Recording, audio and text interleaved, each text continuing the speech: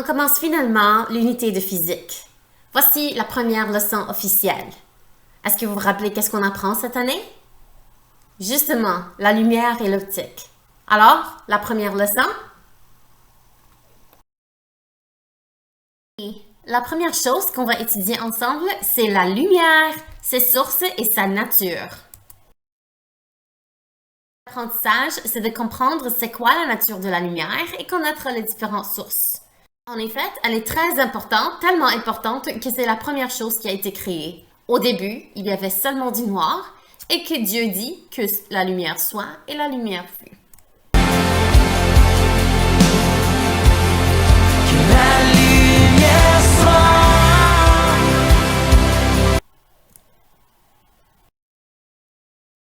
On va commencer avec les types d'émissions. Est-ce que vous les connaissez? Grisailles, nuages, étant pluvieux sur la majeure partie de l'Europe, alors que les températures ne descendent.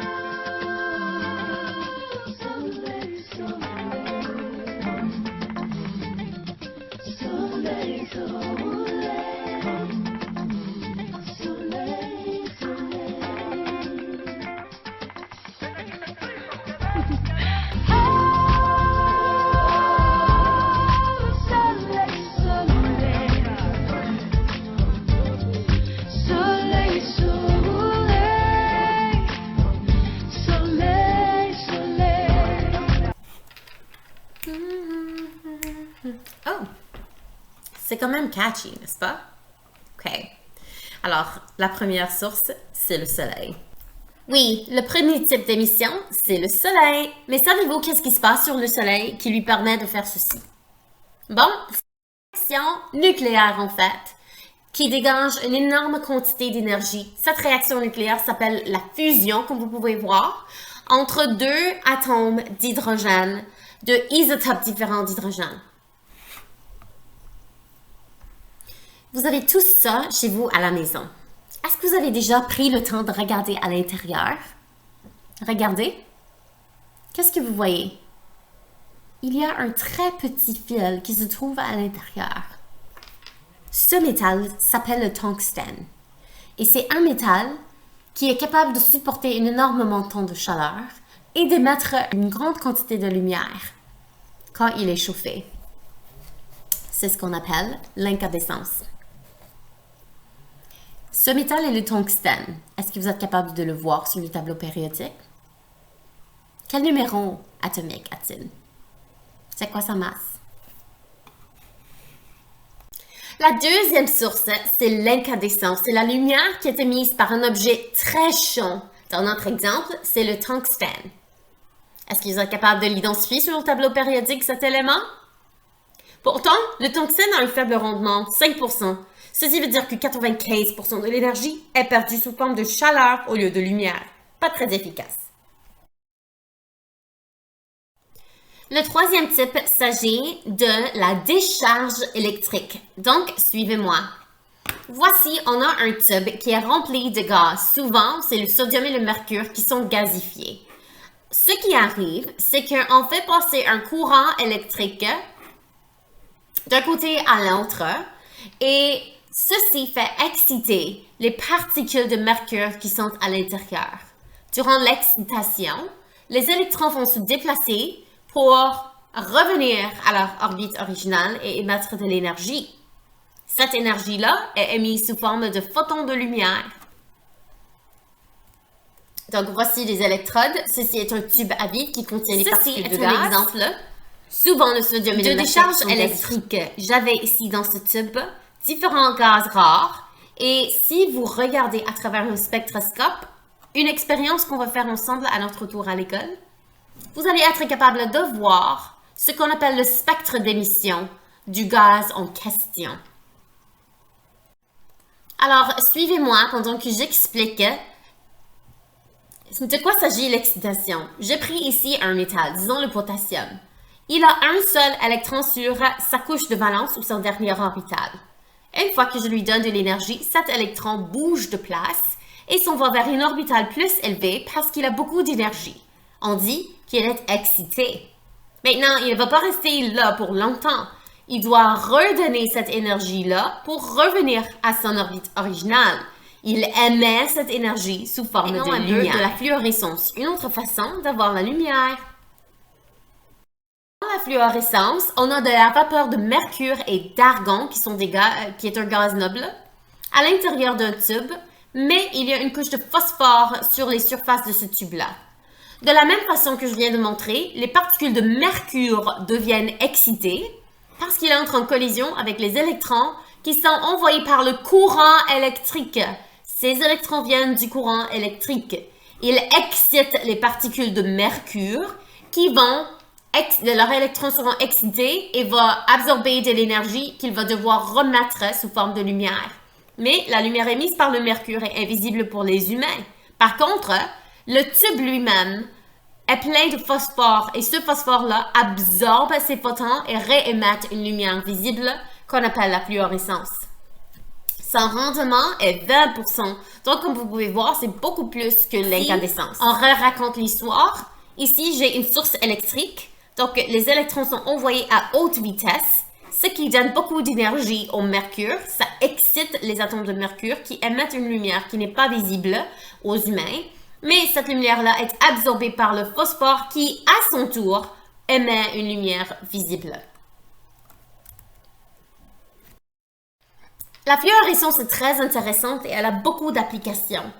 Il y a beaucoup de liquides corporels qui sont fluorescents avec la lumière noire. Par exemple, le sperme, et ceci est très utile dans les cas de crime comme le viol, pour savoir où sont les spécimens de sperme et pouvoir identifier le criminel.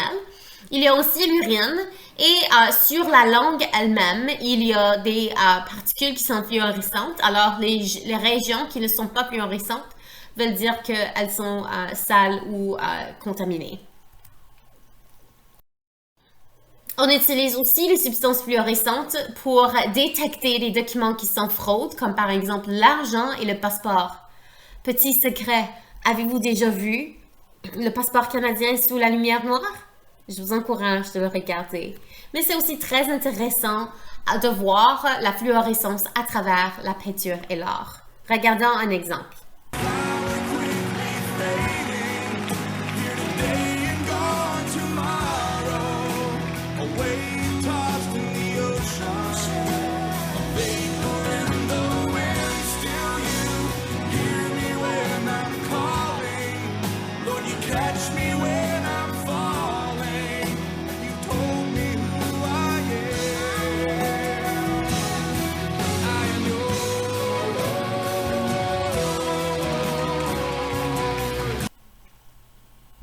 C'est encore plus cool en vraie vie. Yep, voici le passeport canadien sous la lumière noire. Il y a aussi 3 types de luminescence qui émettent de la lumière sans chaleur.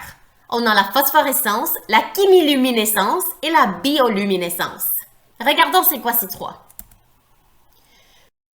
La phosphorescence, ça c'est quand les objets brillent dans le noir. Certains d'entre vous ont probablement ces petites étoiles éparpillées sur le plafond de leur chambre. Mais il y en a plein d'autres objets aussi qui font ceci. Ces atomes de phosphore absorbent la lumière durant la journée et sont capables de la conserver pour très longtemps et l'émettre lentement. Et ça c'est pourquoi on voit l'objet qui brille. C'est quoi la chimiluminescence? Ça, c'est la réaction chimique qui a lieu dans tous les glow-in-the-dark objets que vous achetez chez Dollarama ou ces petits... Mais regardons un peu plus proche à l'école. Madame Gendy. Et Monsieur Karapilov. On vous présente la chimiluminescence.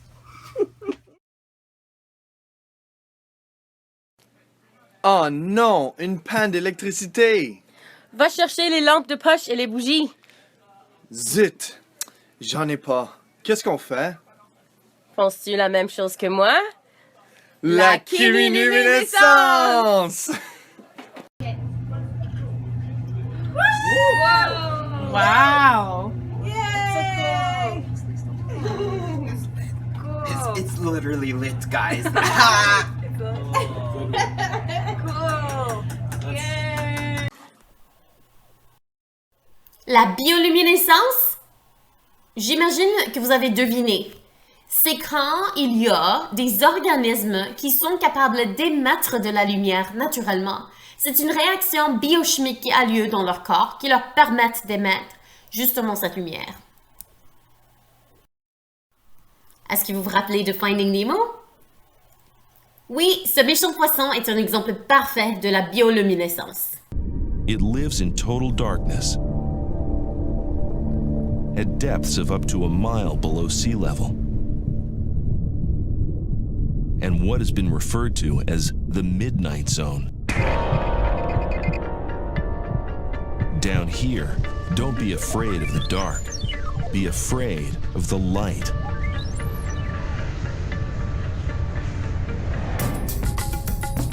The light is a lure wielded by our champion of the weird, the deep-sea anglerfish.